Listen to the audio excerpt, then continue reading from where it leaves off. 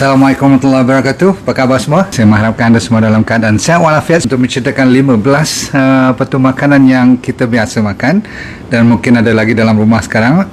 Saya minta tolong jangan anda merasakan saya nak suruh you buang semua makanan tu. Tetapi kalau besok-besok nak beli lagi sekali, cuba fikir 2 atau 3 kali dahulu sebelum membelinya. Sebab apa? Zaman PKP ni kita tak boleh lah membazir makanan apa yang ada, kan, betul tak? Cuma kalau siapa yang, terutama sekali yang sakit, kan kita nak fokus kepada memberi kuasa kepada anda supaya dapat merawat ataupun cuba membantu menyembuhkan penyakit daripada kat rumah sendiri. In other words, kita lebih nak memperdekatkan apa yang dipanggil home therapy. Yang paling mudah, jadikan makanan tu sebagai ubat ataupun jadikan makanan kita tu sebagai penawar. Sebab kata orang putih, let your food become your medicine. Sebenarnya boleh sangat-sangat, dah ramai orang buktikan, dah banyak kajian pun. Jadi nombor 1, apa-apa saja yang menjuruskan ada kandungan, senang kita bagi sebagai orang panggil apa, purata.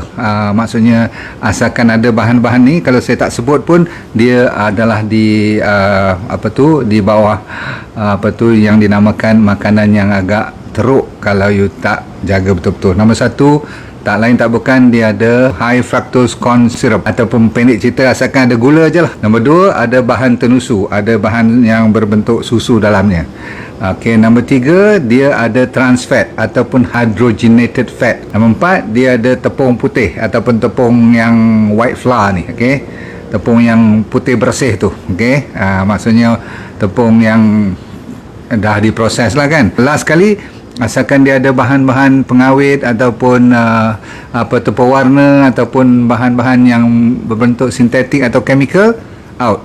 Okey, tapi itu secara general, terlalu banyak pula. Siapa pergi supermarket, hampir dekat 70% nak kena buang pula, kan, tak aci lah. Tapi kita ambil top 15. Number 1 bagi saya ialah tidak lain tidak bukan, kalau you boleh tengok, ada yang dipanggil roti putih. Sebab tu saya kata hari ni makanan yang you tak kisah, betul tak? Dan anak cucu kita pun makan. White bread terkenal, dia kalau lawan dengan gula, saya ulang, kalau lawan dengan gula, dia punya power glycemic indexnya lebih tinggi daripada gula. Faham tak? Katakan gula tu 60 ke 70 ke dia punya GI tu. Ni roti putih, white bread, 75. Lebih tinggi daripada gula. You tak nampak dia bergula pun. Sebab apa? Sebab dia ada proses dalam tu ada gluten, ada starch, dan dia dah buang dia punya brand dengan germ tu. Kalau you ambil bijirin daripada gandum tu pun, dia dah buang bahan-bahan yang berserat semua tu. Jadi tinggalnya sebenarnya gula saja. Dan setengah orang yang ada allergic kepada gluten pun kena jaga betul. Tapi sejak dia boleh makan tu, dia makan je, okay? Sebab tu alergi tu tak semestinya dia keluar sampai you nampak merah pada saat you tengah makan roti tu, tak. Tapi bertahun-tahun lepas kita makan lama, maka penyakit seperti diabetes, high blood, kolesterol, autoimmune senang kena. So nombor 1 you kena jaga ialah roti putih. Sebab tu saya kata pada hari ni yang lazim you makan dan kita buat tak kisah. Jadi yang sonoknya kalau you tengok anak cucu pun bawa pergi sekolah, kita pun dulu bawa pergi sekolah, sedap bukan main. Kena pula toasted, kan, lagi cun. Okey, jadi kena hati-hati sebab yang terkenal sekarang white bread boleh menyebabkan leaky gut, menyebabkan bocornya kita punya usus semua tu, menyebabkan kita banyak masalah-masalah alergi dan autoimmune pun. Kalau you nak beli wheat bread, tahu wheat whole meal wheat bread tu pun hati-hati, kalau boleh tak payah langsung. Kalau nak juga ambil sourdough tu agak yang lebih baik lah kalau dari segi semua roti, kan. Nombor 2 ialah kalau you ambil apa bahan yang kalau you buat daripada can, daripada tin. Kita kan suka beli yang kadang-kadang yang ada jual di supermarket yang dah orang panggil nak lelong tu. Kalau yang nak lelong tu lagi you kena jaga. Pasal apa? Selalunya dia punya tarikh luput dia dekat nak habis dah. 1, kalau fresh pun asalkan dia dalam tin, memang dalam tin tu ada macam-macam yang kita risau.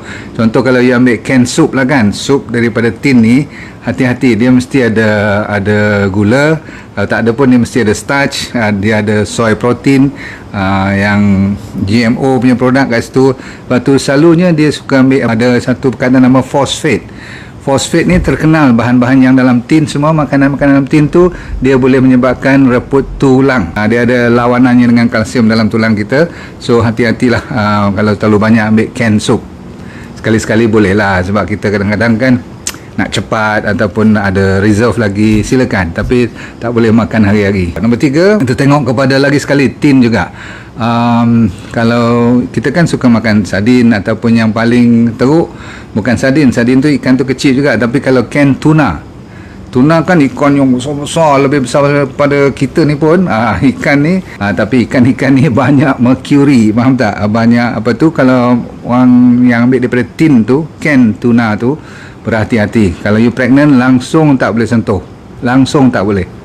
Jadi tak payahlah. Nombor 1 dia mahal pun, can tuna ni. Seterusnya nombor 4, yang ramai anak-anak muda, berhati-hati. Kalau you dah terpikat ataupun terpengaruh dengan soda, semua yang gas, minuman-minuman soda yang bergas ni, dia panggil soda pop ni kan, you kena hati-hatilah. Semua yang jenis-jenis minuman yang dalam botol atau dalam ni lah, plastik ke dalam gelas ke tu, you kena berhati-hati, sebab dia yang paling menakutkan. Semua orang tahu dia ada artificial sweetener, tahu kan? Apa saja yang menyebabkan you gian dan you sukakan dia nak pergi lagi, kalau tak kena tak boleh, seolah macam tak boleh kerja.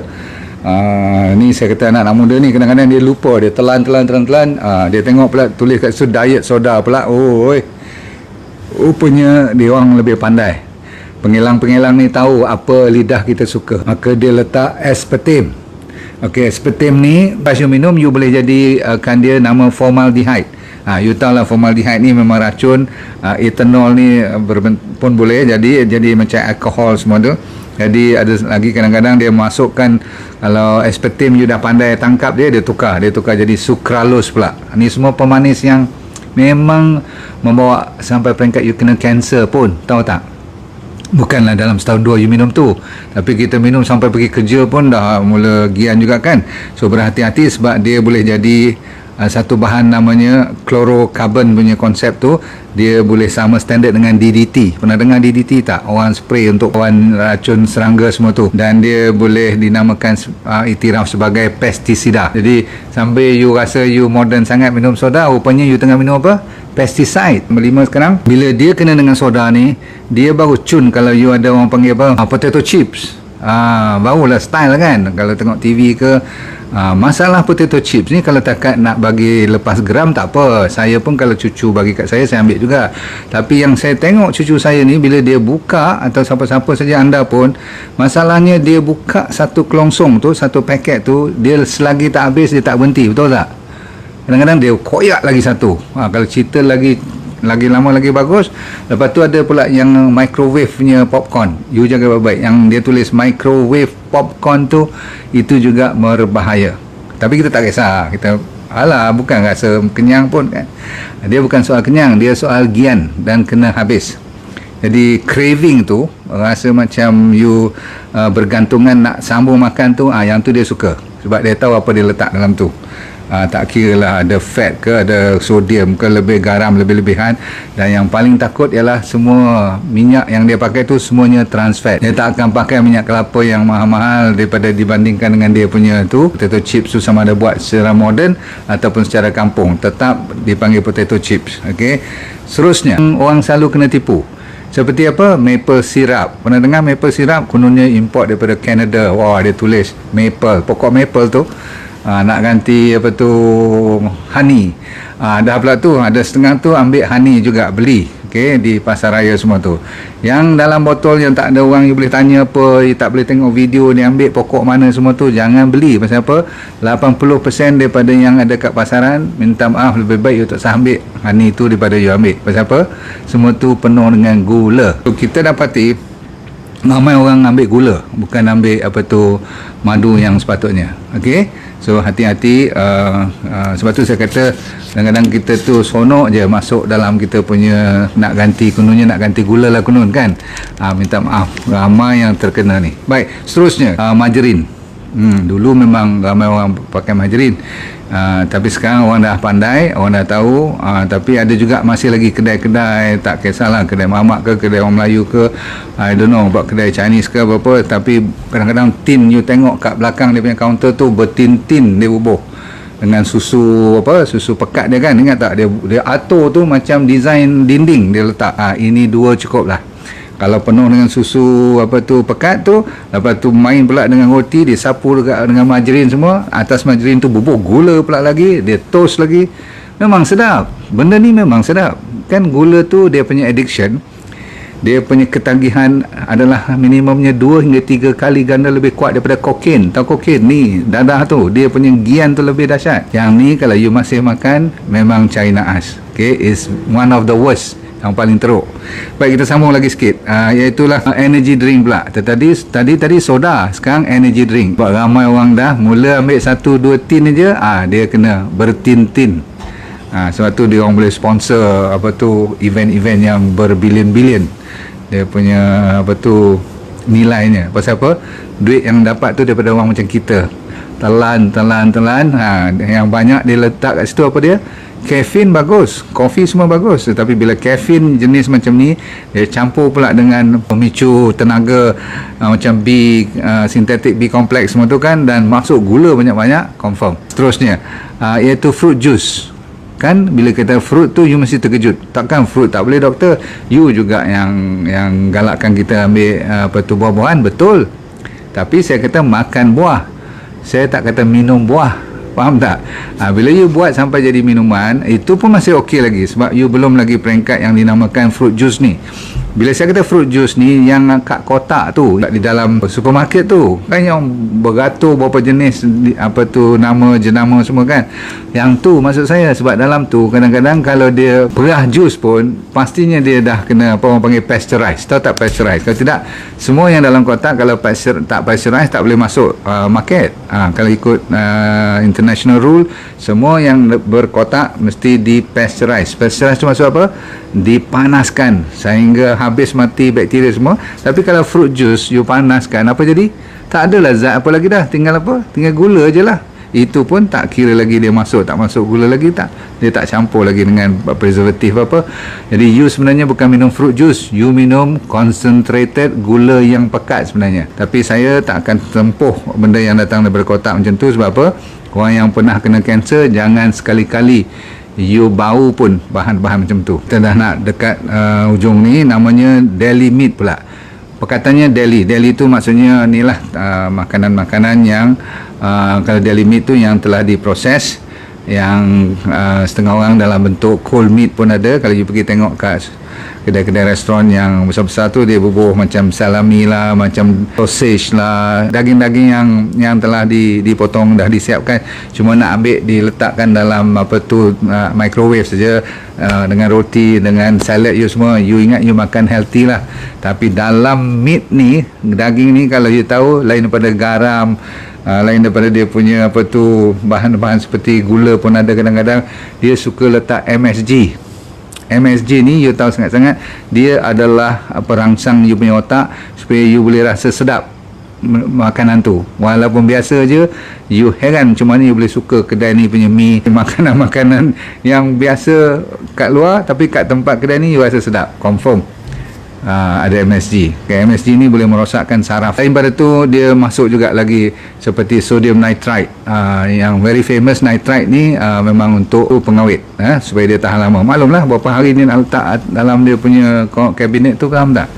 Jadi tuan-tuan sekalian, kalau boleh jangan langsung pegang deli meat ni, okey, daging-daging yang dah dipotong, diproses semua ni. Baik, ada last iaitu donat. Dia semua ada bahan-bahan yang saya kata tadi. Dia ada gula, dia pakai tepung, dan dia pakai atau mesti nak goreng semua kan, atau hydrogenated fat, bahan-bahan penyedap rasa, krim dia lagi, gula dia lagi, dia punya taburan kat atas lagi. Donat ni memang sedap, tetapi tak salah, okay? Kalau boleh aiskrim lain daripada gula, lain daripada susu, ada pewarna, ada pewangi, ada macam-macam lah dalam tu. Dan seterusnya ialah cookies. Cookies ni termasuklah daripada biscuit you, daripada nama-nama yang famous tu kat dalam TV semua tu.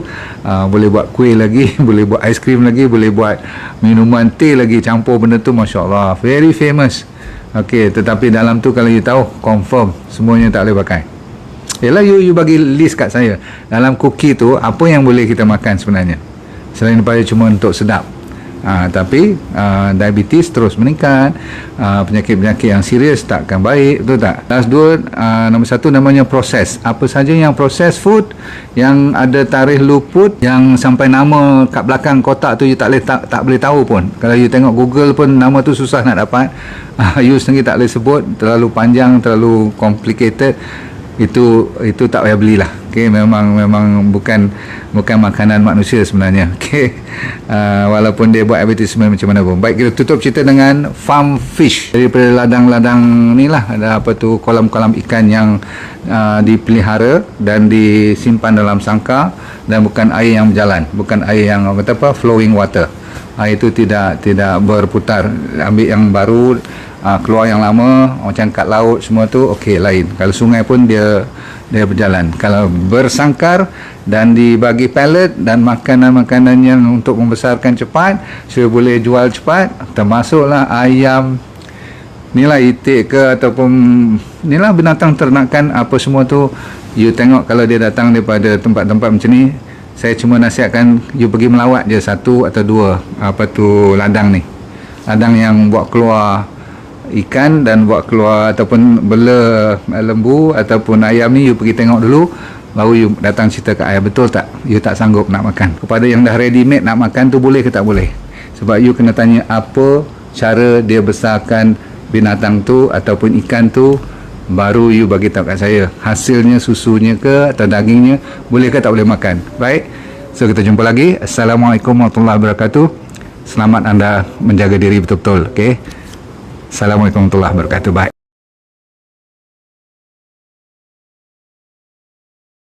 Assalamualaikum warahmatullahi wabarakatuh. Nama saya Dr. Nurdin Darus. Dulu pernah bekerja di Majlis Sukan Negara, Jabatan Psikiatri di University Hospital, dan lepas tu saya buat corporate program. Tapi Tuhan bagi rezeki kat saya untuk kena kanser pada 2001. Bukanlah seronok, tetapi pengalaman. Kali kedua saya kena relapse pada 2012. Di pengalaman tu saya nak share dengan anda, kalau anda bermasalah berpenyakit ataupun sama ada dari segi fizikal ke mental, tak jadi hal, asalkan you nak merubah hidup you. Dan bagi mereka yang belum sakit pun paling mustahak untuk mempertahankan, menghindar daripada kena sakit. Tapi insyaAllah dalam program yang dinamakan DND Well for Life 90 Day Challenge, maksudnya 90 hari punya cabaran ni untuk meningkatkan kesejahteraan dan kesihatan hidup anda. Mau tak?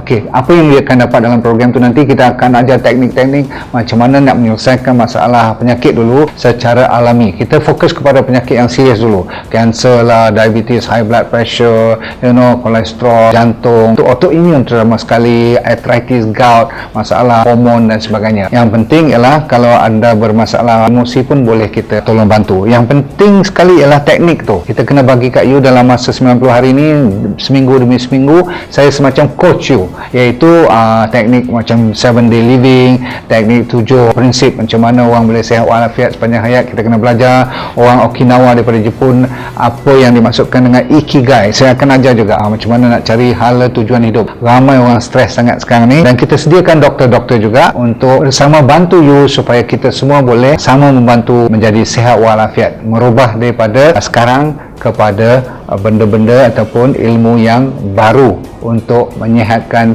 body secara mental dan fizikal. Okey,